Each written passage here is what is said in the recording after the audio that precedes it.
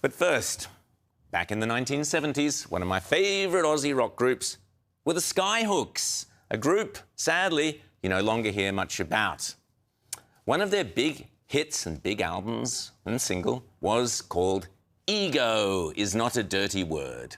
Don't you believe what you've seen or you've heard, because ego is not a dirty word. The 60s, 70s and 80s were, to my mind, the high point of post-war Australian achievement.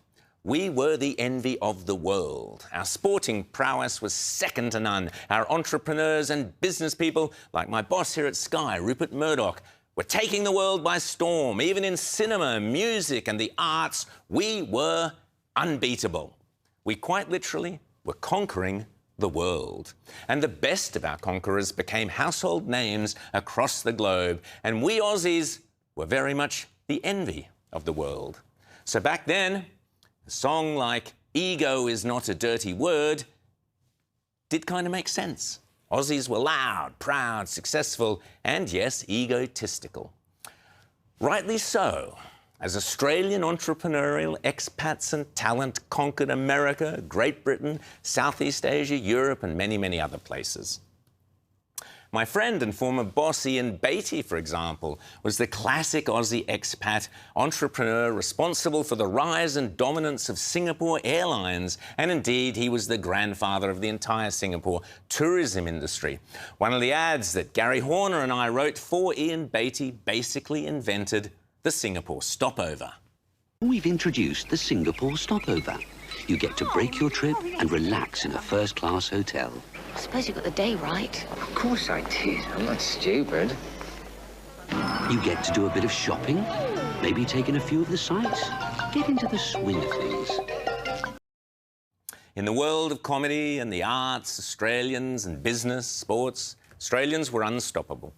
Dame Edna, Foster's Lager, Crocodile Dundee, Men at Work, Kylie Minogue, Clive James, In Excess, Greg Norman, Olivia Newton-John, Russell Crowe, Nicole Kidman, all part of the great Aussie diaspora who conquered, dare I say, colonised the cultural West. We hear a great deal of vitriol spouted about colonisation and the so-called evils of colonialism and colonial powers these days. Particularly recently, this weekend, Australia's proud and precious colonial history is increasingly and relentlessly denigrated and defamed in our education system, in the media. But what is colonialism? What defines colonial? If you look up the word colonial in a dictionary, you get a mishmash of circular definitions such as concerning or pertaining to a colony or colonies, or that colonisers are a critical component of colonisation. Yeah, whatever.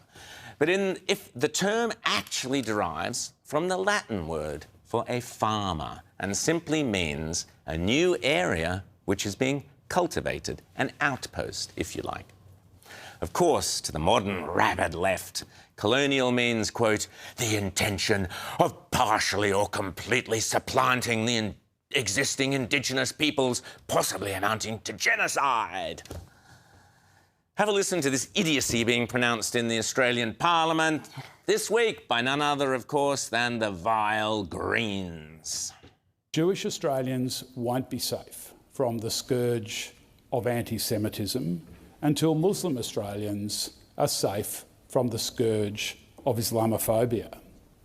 And neither will be safe until all Australians are safe from racism and from religious intolerance. And until we reckon with the brutality and the underlying violence of the colonisation. According to the left, colonialism is the great evil responsible for all the evils of the modern world. Not radical Islam, not hatred built on religious oppression, not the evils of socialism and communist oppression, but colonialism. Such statements are asinine and, quite frankly, insidious. Similarly, we heard from the ridiculous character at the heart of the kerfuffle around the Adelaide Writers' Festival that Israel is, quote, an apartheid colonial state. Again, blithering nonsense, unworthy of comment.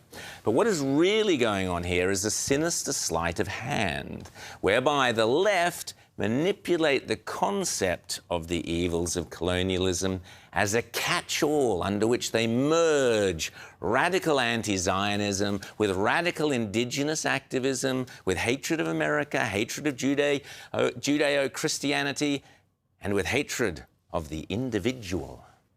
Which is why we so frequently see hard left radicals marching under the twin banners of the Aboriginal flag and the Palestinian flag.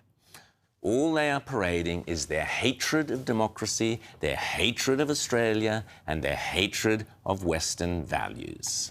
On a side note, to call Israel colonial has to be one of the dopiest comments even the idiots of the left can confabulate. Israel is a tiny pinprick in a vast Islamic collection of nations. If anyone is the coloniser, i.e. spreading their culture to new outposts, it's the forces of Islam.